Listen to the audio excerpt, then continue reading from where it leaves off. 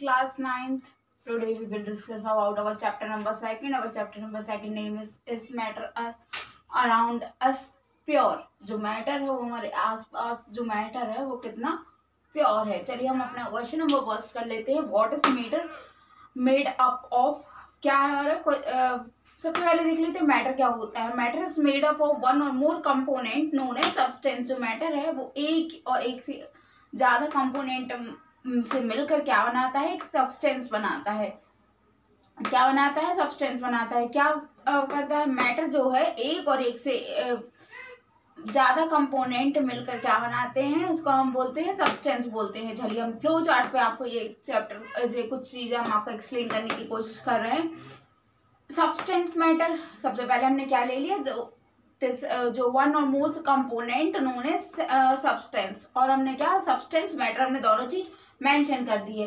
अब pure substance हमने ले लिया. प्योर सब्सटेंस कितने पार्ट में डिवाइड कर दिए, एलिमेंट और कंपाउंड. किस केस में, एलिमेंट एंड कंपाउंड में, है ना. चलिए तो हम एलिमेंट की डेफिनेशन बता देते कि एलिमेंट की डेफिनेशन होती क्या है.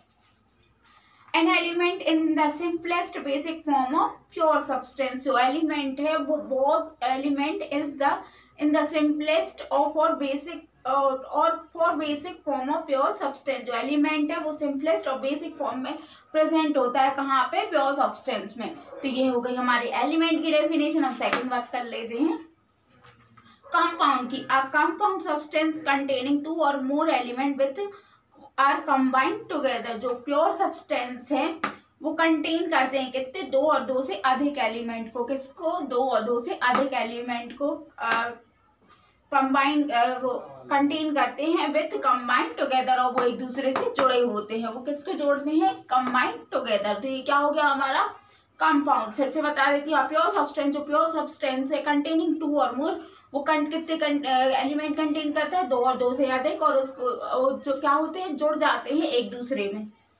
अब देख लेते हैं एलिमेंट क्या बना रहा है. एलिमेंट क्या बना रहा है, मेटल और नॉन मेटल. और सेकंड क्या है हमारा, ऑर्गेनिक और इनऑर्गेनिक. जो कंपाउंड सब्सटेंस बन रहे हैं वो कौन से हैं, ऑर्गेनिक और इनऑर्गेनिक. तो मेटल और नॉन मेटल क्या बना रहा है, उसके बाद एटम बना रहा है. और ये क्या बना रहा है, मॉलिक्यूल बना रहा है ना. क्लियर हुआ. अब हम देखते हैं इम्प्योर सब्सटेंस. इम्प्योर सब्सटेंस क्या होते हैं, उसके बाद हम देख लेते हैं मिक्सचर. मिक्सचर क्या होता है, हम आपको डेफिनेशन बता देते हैं. द कॉम्बिनेशन ऑफ टू और मोर सब्सटेंस एलिमेंट और compound which are not chemically combined. कौन से होते हैं, द कॉम्बिनेशन होता है दो और दो से अधिक सब्सटेंस का. क्या होता है, कॉम्बिनेशन होता है एलिमेंट और कंपाउंड. किसमें, एलिमेंट और कंपाउंड हमने बात की थी अभी इनमें. तो क्या होता है, कॉम्बिनेशन होता है which are not chemically combined. But वो केमिकली कंबाइंड नहीं होते हैं. किसमें, मिक्सचर में. मिक्सचर के दो पार्ट है, होमोजीनस और हेट्रोजीनस. अब हमारा नेक्स्ट टॉपिक क्या है, pure and impure substance. Pure और इनप्योर सब्सटेंस क्या होते हैं. अब आपको प्योर से समझ आ ही रहा होगा कि प्योर क्या होता है. प्योर मीन्स शुद्ध साफ, और इम्प्योर जिनमें कुछ खामियां होती है, जो कुछ चीजें इम्प्योर होती हैं. चलिए प्योर की डेफिनेशन मैं आपको बता देती हूँ. Pure substance is one which is made up of only one kind of particle. They may be atom or molecule and can't separated any physical method. मैं आपको एक्सप्लेन कर देती हूँ. जो प्योर सब्सटेंस होते हैं, प्योर सब्सटेंस इज वन, जो pure substance is one which is made up of only one kind of particle. क्या करते हैं, जो प्योर सब्सटेंस है वो मेड करते हैं सिर्फ एक काइंड का, एक प्रकार का क्या पार्टिकल बनाते हैं. दीज में भी एटम और मॉलिक्यूल. इनमें क्या होता है, एटम और These may be atom और molecule and can't separated any physical method. Atom or molecule होता है और उसमें कोई भी फिजिकल मेथड सेपरेट नहीं होती. तो ये हमारे क्या होगा, प्योर सब्सटेंस. डेफिनेशन एकदम इजी है. Pure substance is one which is made up of only one kind of particle. हमारा नेक्स्ट टॉपिक क्या है, इम्प्योर सब्सटेंस. प्योर सब्सटेंस तो समझ आ गया कि सिर्फ एक ही कंपाउंड कंटेन करके क्या बनाते हैं, प्योर सब्सटेंस. अब इम्प्योर को देख लेते हैं. Impure substance in that which made up of two or more than two different of particle. इनमें क्या होता है, दो और दो से अधिक मिलकर के, दो और दो से अधिक, more than two different kind of particle. उसमें दो अलग अलग काइंड के दो अलग अलग पार्टिकल सही होते. किसमें, impure में. टाइप्स ऑफ प्योर टाइप्स अब देख लेते हैं कितने टाइप्स के होते हैं. The types of pure substance have been classified into two types, elements and compound. इनको क्लासिफाइड किया गया कितने काइंड्स में, 2 काइंड्स में. अब देख लेते हैं एलिमेंट की डेफिनेशन. मैं फिर से बता देती हूँ. An element is the simplest or basic form of matter atom. It may be not defined as, है ना. Okay. The pure substance which is made up of one kind, जो आपको मैं पहले बता चुकी हूँ. Element can be solid, liquid and gas. Elements कौन कौन से होते हैं? Element solid, liquid and gases. ये क्या है सारे? विच इज मेड अप ऑफ, ये सारे एग्जाम्पल्स हैं.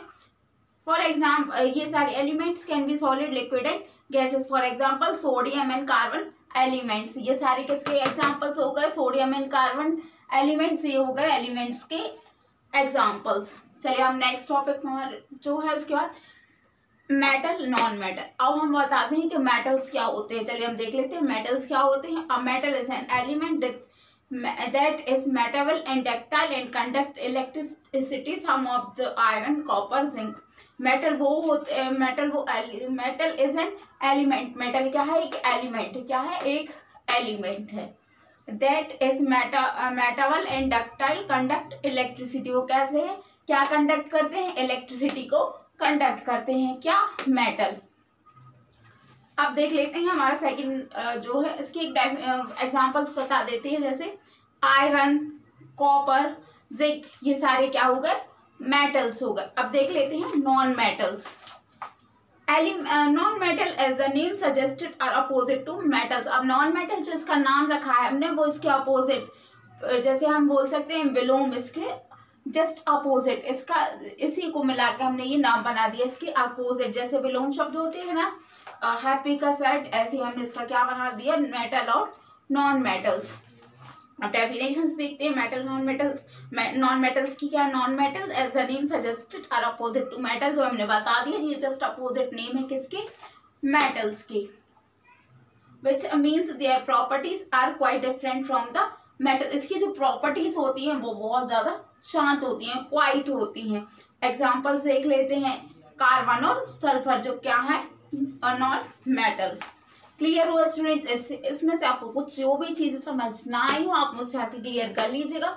और मैं आपको बता दूं कि हमने एज अ बुक से बहुत सी चीजें मैंने खुद नोट्स बनाए हैं इसके, उसके अकॉर्डिंग मैंने आपको एक्सप्लेनेशन दिया. क्योंकि बुक में बहुत ज्यादा टफ लैंग्वेज में था, शायद आपको इतनी इजीली समझ नहीं आता, इसलिए मैंने बहुत इजीली ये सारी डेफिनेशंस ली और मैंने आपको एक्सप्लेन की है.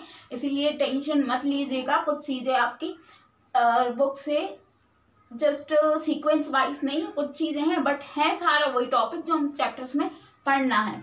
Okay students. अब हम देख लेते हैं कंपाउंड. अब कंपाउंड क्या होते हैं? हमने बात तो कर ली थी एलिमेंट की. अब हमारा नेक्स्ट क्या है? कंपाउंड. चलिए देख लेते हैं compound. It is also a pure substance. ये भी एक प्योर सब्सटेंस है. क्या? कंपाउंड भी एक प्योर सब्सटेंस है. But it represent a combination of two or more than two elements which are combined, stretched. It is also a pure substance like element, but it represent a combination two or more two elements. ये भी एक क्या है? Substance है like element की तरह. क्या है? एक प्योर सब्सटेंस है किसकी तरह? एलिमेंट की तरह. But it represent a combination of, but ये अपने आप को शो करता है कैसे? The combination of combination, combine करना, और टू और more than two element which are combined stretched. अब देख लेते हैं types of compound. Of compound के कितने टाइप्स हैं यहाँ पे शो किए थे हमने. ऑर्गेनिक और इनऑर्गेनिक मिलके क्या बना रहे हैं? मॉलिक्यूल बना रहे हैं. चलिए देख लेते हैं टाइप्स ऑफ कंपाउंड. ऑर्गेनिक और inorganic. Organic, the compound have been classified into two types. There are organic and inorganic. The organic words related to different organ to living beings. Therefore organic compound which are obtained from living beings. जो हमारा organic compound है वो कहाँ से आया? जो word है हमने वो कहाँ से रिलेटेड है? ऑर्गन से रिलेटेड है. Therefore organic compound which are obtained from living beings. ये कहाँ से obtained हुआ? living beings, मतलब living beings से obtained हुआ. तो ये हमारे क्या हो गए? Organic compound. हम फिर से डेफिनेशन बोल देते हैं. The word The word organic relate to different organ of living being, therefore organic compound which are obtained from living beings। आपको डेफिनेशन से ही समझ आ रहा है कि इसमें हो क्या रहा है। सेकंड हमारा टॉपिक क्या है, inorganic compound. This compound have been mostly obtained from non-living sources such as rock and minerals। जो इनऑर्गेनिक, जो फर्स्ट हमारा ऑर्गेनिक है वो हमें कहाँ से मिल रहा था, लिविंग बींग से। जो हमारा इनऑर्गेनिक है, this compound have been mostly obtained from non-living being sources। हमें ये कहाँ से हो रहा है, नॉन-लिविंग सोर्सेज से, सच एज रॉक और मिनरल्स। स्टूडेंट्स, इसके आगे के टॉपिक्स हम अपनी नेक्स्ट वीडियो में डिस्कस करेंगे। इससे रिलेटेड आपको कोई भी डाउट है आप मुझसे क्लियर कर सकते हैं। Thank you so much. Stay safe, stay home.